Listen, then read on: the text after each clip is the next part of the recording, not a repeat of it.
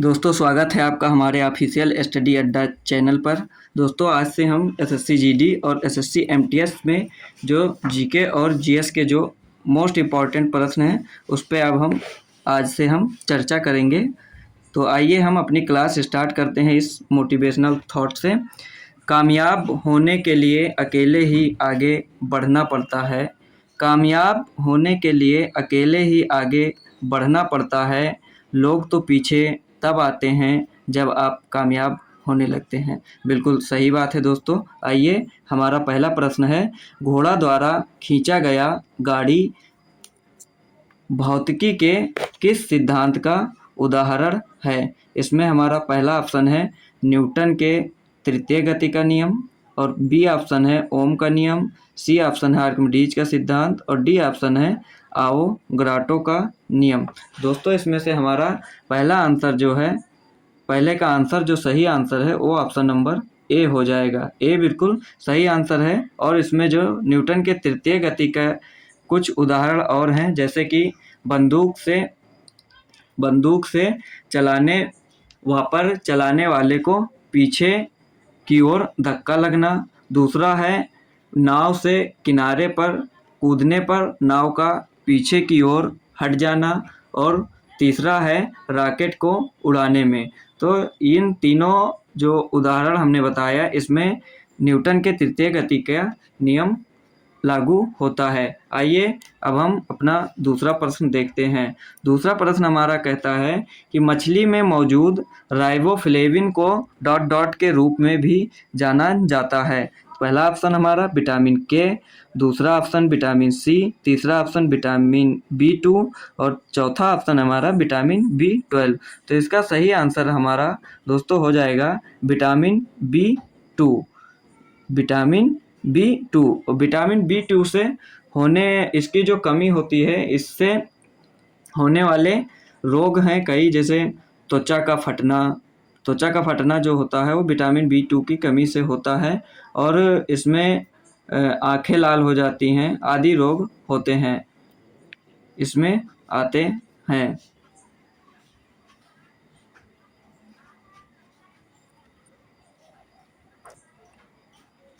तीसरा क्वेश्चन है हमारा, महान भारतीय खिलाड़ी विजय अमृतराज निम्न में से किस खेल से संबंधित है? क्वेश्चन कह रहा है कि महान भारतीय खिलाड़ी विजय अमृतराज जो हैं वो निम्न जो ये चार ऑप्शन दिए गए हैं इसमें से किस खेल के खिलाड़ी रहे हैं? तो पहला है rifle shooting, badminton, lawn tennis और तैराकी। दोस्तों इसमें सही ऑप्शन हमारा लॉन टेनिस हो जाएगा। जो अमृतराज थे वो लॉन टेनिस के खिलाड़ी थे। अगला क्वेश्चन हमारा है, राजकोषीय नीति किस अर्थशास्त्री द्वारा दिए गए आर्थिक सिद्धांत पर आधारित है? राजकोषीय नीति किस अर्थशास्त्री द्वारा दिए गए आर्थिक सिद्धांत पर आधारित है? पहला ऑप्शन हमारा जॉन नेस, दूसरा ऑप्शन हमारा जॉन मेनार्ड कीन्स, और तीसरा ऑप्शन हमारा एडम स्मिथ, और चौथा ऑप्शन हमारा मिल्टन फ्राइडमैन। तो दोस्तों इसका जो सही आंसर है हमारा वो हमारा हो जाएगा जॉन मेनार्ड कीन्स। आइए अब हमारा क्वेश्चन नंबर 5 जो है वो है, क्वेश्चन है, दुनिया में किस पर्वत दर्रों पर दुनिया की सबसे ऊंची मोटर वाहन के लिए योग्य सड़क है? तो इसका पहला ऑप्शन है शिवकिला, दूसरा है नाथुला, तीसरा है डुंगरीला, और चौथा है जैलेप्पा दर्रा। तो दोस्तों इसका जो हमारा सही आंसर है वो हो जाएगा डुंगरीला, यानी ऑप्शन नंबर सी करेक्ट हो जाएगा। अब प्रश्न नंबर 6 है हमारा, राष्ट्रीय खाद्य सुरक्षा अधिनियम निम्नलिखित में से किस वर्ष में पारित किया गया था? जो राष्ट्रीय खाद्य सुरक्षा अधिनियम है वह निम्नलिखित में से किस वर्ष पारित किया गया था? 2012 में, 2014 में, 2011 में या 2013 में? तो दोस्तों इसका जो सही आंसर होगा वो हमारा 2013 हो जाएगा। 2013 में राष्ट्रीय खाद्य सुरक्षा अधिनियम जारी किया गया था। प्रश्न नंबर 7 हमारा हो जाएगा भारतीय उपमहाद्वीप में पाए जाने वाले आजाद राचटा इंडिका किस सदाबहार पेड़ का वनस्पतिक नाम है? गुड़हल का, नीम का, या करी का पेड़, या देवदार का पेड़? तो दोस्तों इसका जो सही आंसर हमारा होगा वो हो जाएगा नीम का पेड़। जो नीम का पेड़ होता है उसका वनस्पतिक नाम है आजाद राचटा इंडिका। अगला क्वेश्चन है हमारा थेयम निम्नलिखित में से किस राज्य का लोकप्रिय नृत्य है? A option Karnataka, B option Gujarat, C option Kerala, D option Manipur. तो इसका जो हमारा सही आंसर होगा वो हो जाएगा केरल। क्वेश्चन नंबर 9 7वीं शताब्दी के प्रारंभ के साथ थानेश्वर और कन्नौज के सिंहासन पर कौन विराजमान हुआ?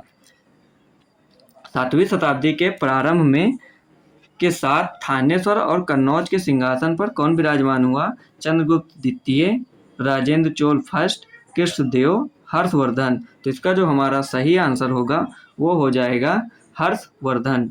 Option number D is the correct. प्रश्न नंबर 10 हमारा है फरवरी 2019 की स्थिति के अनुसार विश्व बैंक की मानव पूंजी सूचकांक HCI रैंकिंग में भारत का स्थान क्या है? दोस्तों ये प्रश्न जो हमारा करंट अफेयर से है और ये जो क्वेश्चन हम बता रहे हैं ये हमारा 2019 में जो SSC GD का एग्जाम हुआ था उसके प्रश्न है, इसलिए ये करंट अफेयर्स का क्वेश्चन है। तो इसका जो पहला ऑप्शन है 126, दूसरा ऑप्शन 115, तीसरा ऑप्शन 104 और चौथा ऑप्शन है 124। तो इसका जो सही आंसर है वो हो जाएगा 115। Option number B is the correct. अगला क्वेश्चन हमारा है पृथ्वी के वायुमंडल की किस परत में ओजोन परत पाई जाती है? पहला है समताप मंडल, क्षोभ मंडल, बहिर्मंडल, मध्यमंडल।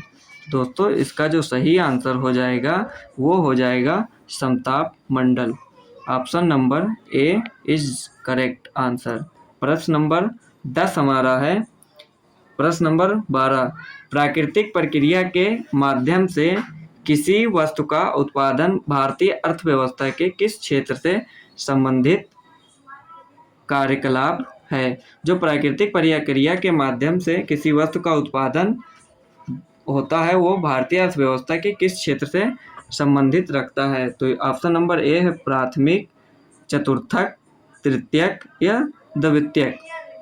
तो ये जो क्रियाकलाप है वो ऑप्शन नंबर हमारे ए में है जो है प्राथमिक। A option is correct. अगला क्वेश्चन हमारा है प्रश्न नंबर 13 2018 के प्राथमिक सदस्यता की दृष्टि से दुनिया की सबसे बड़ी राजनीतिक पार्टी कौन सी थी? ये भी करंट अफेयर्स का सवाल है। पहला ऑप्शन है यूके की कंजर्वेटिव पार्टी, बी ऑप्शन है अमेरिका की डेमोक्रेटिक पार्टी, सी ऑप्शन है भारतीय जनता पार्टी और डी ऑप्शन है नेशनल रिपब्लिकन पार्टी यूएस। और डी ऑप्शन का नेशनल रिपब्लिकन पार्टी यूएस। तो इसका जो सही आंसर हो जाएगा वो हमारी भारतीय जनता पार्टी हो जाएगी और ये 2018 में भी थी और अभी तक ये प्रेजेंट टाइम भी बनी हुई है। तो दोस्तों इसका जो ऑप्शन है वो सी इज द करेक्ट आंसर हो जाएगा। अब दोस्तों हम लोग आगे बढ़ते हैं। पहले इस पे बीजेपी पे कुछ चर्चा कर लेते हैं। बीजेपी ने जो सदस्यता ग्रहण की थी वो 18 करोड़ से अधिक थी और बीजेपी की स्थापना जो है वो 8 अप्रैल 1980 में किया गया था इसकी स्थापना। आइए दोस्तों अब हम अगले क्वेश्चन पर बढ़ते हैं। क्वेश्चन नंबर 14 क्वेश्चन है निम्नलिखित में से कौन दक्षिण भारत की सबसे लंबी नदी है? पहली हमारी जो है ऑप्शन नंबर ए है गोदावरी, बी है नर्मदा, सी है कृष्णा और डी है तुंगभद्रा। तो इसका जो सही आंसर होगा वो हो जाएगा गोदावरी। ऑप्शन नंबर ए, जो ऑप्शन नंबर ए है गोदावरी इज करेक्ट। प्रश्न नंबर 15 हमारा है 2022 में होने वाले शीतकालीन ओलंपिक खेलों की मेज़बानी कौन सा शहर करेगा? ये प्रेजेंट टाइम तो हो चुका है, 2022 बीत चुका है, लेकिन ये भी करंट का सवाल है जो 2019 के एसएससी जीडी के एग्ज़ाम में पूछा गया था। तो इसमें इस क्वेश्चन का ऑप्शन देख लीजिए, Beijing, Los Angeles, Tokyo, Paris. तो इसका जो ऑप्शन होगा हमारा दोस्तों, तो इसका सही आंसर जो है वो 2022 में होने वाले ओलंपिक खेलों की मेज़बानी कौन सा शहर करेगा? तो इसको बीजिंग में इसकी मेज़बानी हुई थी और 2026 में होगा, जो 2026 में इसकी अब मेज़बानी होगी वो इटली करेगा और फिर 2030 में फ्रेंच में होगी। तो दोस्तों ये ज़रूर याद कर लेना, ये आगे आपके क्वेश्चन में काम आएगा। अब मेरा अगला क्वेश्चन है प्रश्न नंबर 16। भारतीय इतिहास के मध्यकाल के कवि तुलसीदास जी ने रामचरितमानस किस भाषा में लिखा था? बहुत अच्छा सवाल है ये, और इसके जो हम ऑप्शन देख लेते हैं, प्राकृत, अवधी, पाली और संस्कृत। तो इसका जो हमारा सही आंसर होगा वो हो जाएगा, इसका जो सही आंसर हो जाएगा वो हमारा हो जाएगा अवधी। अवधी भाषा में तुलसीदास जी ने रामचरितमानस को लिखा था। गोस्वामी तुलसीदास जी ने 1572 से 1589 ईस्वी के बीच रामचरितमानस पुस्तक लिखी थी। कब से कब तक? 1572 से लेकर के 1589 के बीच में रामचरितमानस पुस्तक लिखी थी। और तुलसीदास रामचरितमानस पुस्तक अकबर के समय में लिखी थी। और हिंदी भाषा का सर्वश्रेष्ठ पुस्तक जो है वो हमारा क्या है? रामचरितमानस है।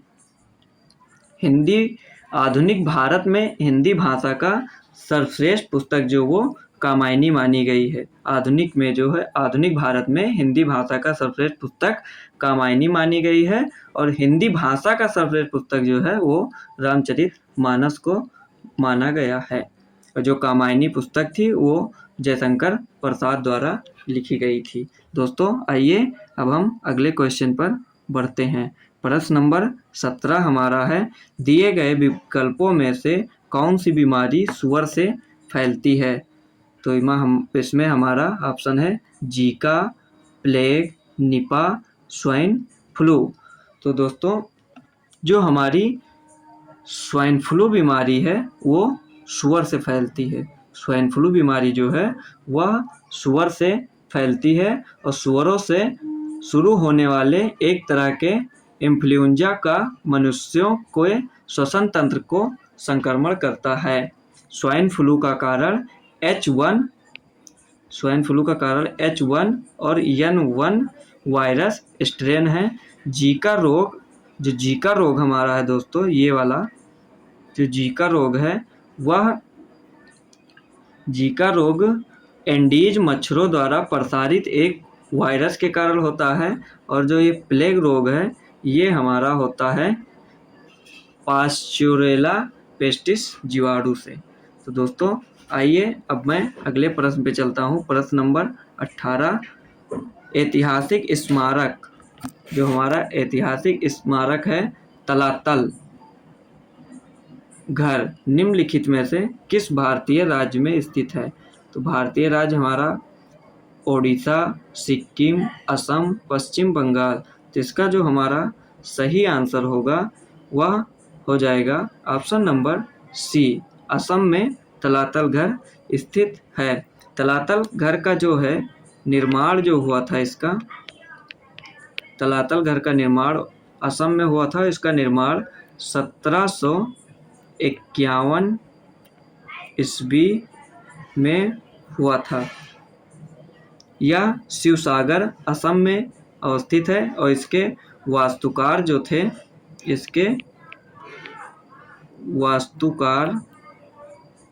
थे वो थे घनश्याम। इसके वास्तुकार जो थे वो थे घनश्याम जी। अगला क्वेश्चन हमारा दोस्तों आ गया, वह भारतीय व्यक्ति कौन है जो पानी फाउंडेशन के संस्थापक हैं? जो पानी फाउंडेशन के संस्थापक हैं, तो हमारा हो जाएगा सलमान खान, रणवीर सिंह, शाहरुख खान, आमिर खान। इसका जो हमारा सही आंसर होगा वो हो जाएगा आमिर खान।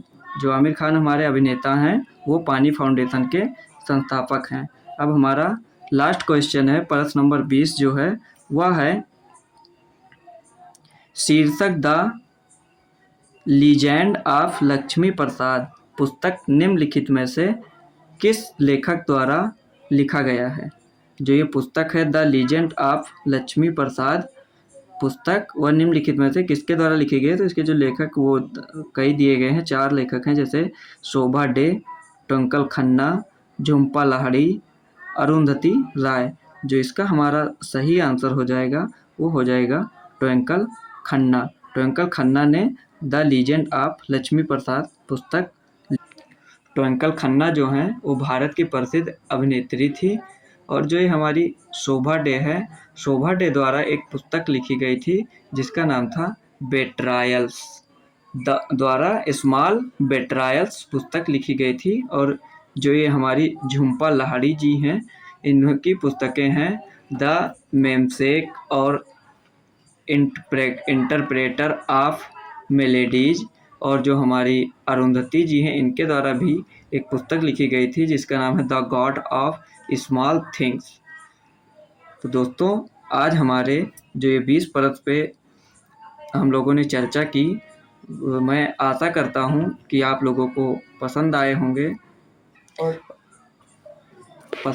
तो दोस्तों आपसे आशा है कि आपको ये अपने ज़रूरतमंद दोस्तों रिश्तेदारों को साथ साझा करें। और वीडियो अगर पसंद आई हो तो इसको लाइक करें, कमेंट करें, शेयर करें और